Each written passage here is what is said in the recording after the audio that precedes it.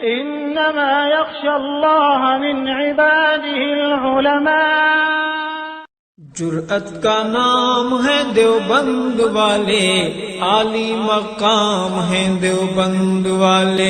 15 شعبان کی رات یہ وہ رات ہے جس میں اللہ تبارک و تعالی آسمان دنیا پر تشریف لاتے ہیں اور غروب آفتاب سے لے کر صبح صادق تک یہ صدائیں لگائی جاتی ہیں۔ ہے کوئی مغفرت طلب کرنے والا کہ میں اس کی مغفرت کروں، ہے کوئی توبہ کرنے والا کہ میں اس کی توبہ کو قبول کروں، ہے کوئی روزی طلب کرنے والا کہ میں اس کو روزی عطا کروں، ہے کوئی بیمار کہ مجھ سے فریاد کرے میں اس کو صحت عطا کروں، ہے کوئی بے اولاد کہ مجھ سے اولاد طلب کرے کہ میں اس کو اولاد عطا کروں۔ 15 شعبان کی رات یہ وہ رات ہے جس میں ہماری زندگی اور موت کا فیصلہ ہوتا ہے، ہماری روزی کے فیصلے ہوتے ہیں۔ روزی کے سلسلے میں ہم پورا سال پریشان رہتے ہیں، انسان در در کے ٹھوکریں کھاتا پھرتا ہے۔ ہم 15 شعبان کی رات میں اللہ سے دعائیں نہیں کرتے اور پھر پورا سال پریشان رہتے ہیں۔ 15 شعبان کی رات میں اللہ تبارک و تعالی سے دعائیں کرو اور اپنے لیے آسانی کا معاملہ کرو۔ جب فیصلے ہو رہے ہوں، جب فیصلے لکھے جا رہے ہوں، اس وقت اس فیصلے میں ترمیم کرانا، اپنے مرضی کے مطابق فیصلہ کرانا آسان ہے، لیکن فیصلہ ہو جانے کے بعد اس کو تبدیل کرنا یہ بہت مشکل ہے۔ 15 شعبان کی رات ہمارے روزی کے فیصلے ہونے والے ہیں۔ ہم اللہ تبارک و تعالیٰ سے آوازاری کر کے عافیت کی روزی طلب کریں اور پورا سال بس خوش و خرم رہو گے۔ ہم نے گناہ کر کے اللہ تبارک و تعالیٰ کو ناراض کر دیا ہے، ہم نے اپنے نبی کو ناراض کر دیا ہے۔ 15 شعبان کی رات اللہ ہمیں معاف کرنا چاہتا ہے اور اللہ تبارک و تعالیٰ ہماری توبہ کو قبول کرنے والا ہے۔ ہم 15 شعبان کی رات کو 2 رکعت صلاۃ توبہ کی نماز پڑھیں اور اپنے گناہوں کی معافی مانگیں۔ یا اللہ تو توبہ قبول کرنے والا ہے، یا اللہ تو مغفرت کرنے والا ہے۔ اللہ تبارک و تعالیٰ ہماری مغفرت بھی فرما دیں گے اور ہمارے سیئات کو حسنات سے مبدل بھی فرمائیں گے۔ ایک روایت میں آتا ہے کہ اللہ کے نبی صلی اللہ علیہ وسلم نے فرمایا کہ 15 شعبان کی رات اللہ تبارک و تعالیٰ بنو کلب کی بکریوں کے بالوں کے برابر اپنے بندوں کی مغفرت فرماتے ہیں۔ سبحان اللہ۔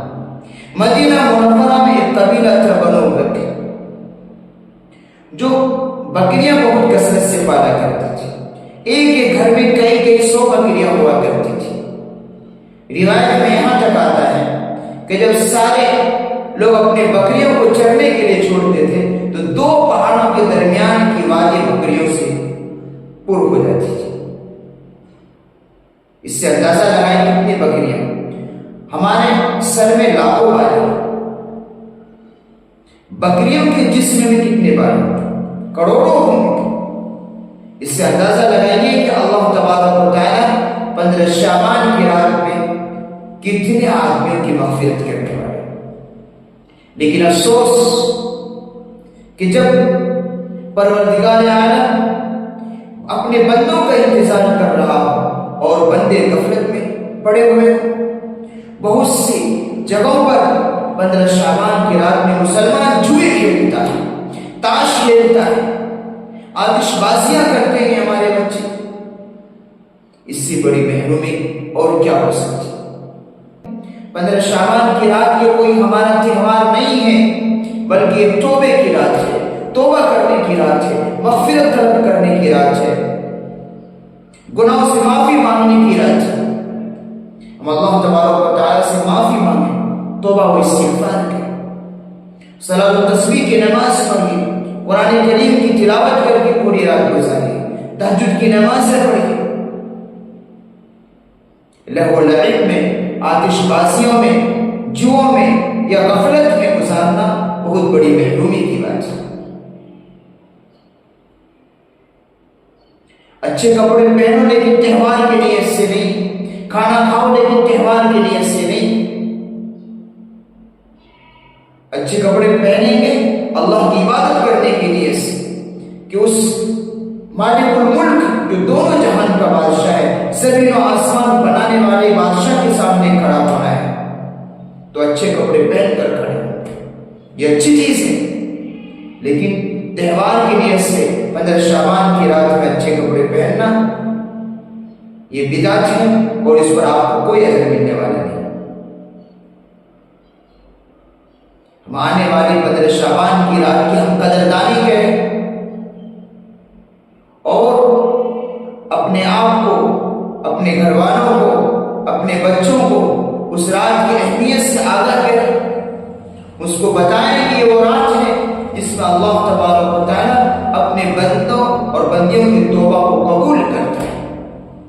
ہماری زندگی اور موت کا فیصلہ ہونے والا ہے 15 شعبان کی رات، ہماری روزی کے فیصلے ہوں گے، ہماری عزت و ذلت کے فیصلے ہوں گے۔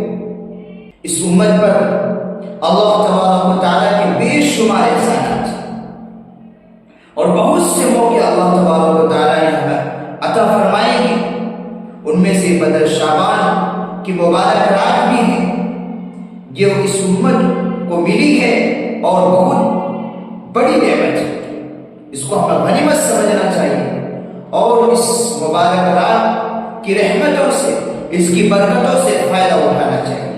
سال میں ایک مرتبہ آتا ہے کہ ہم ایک رات کی قدر نہیں کر سکتے؟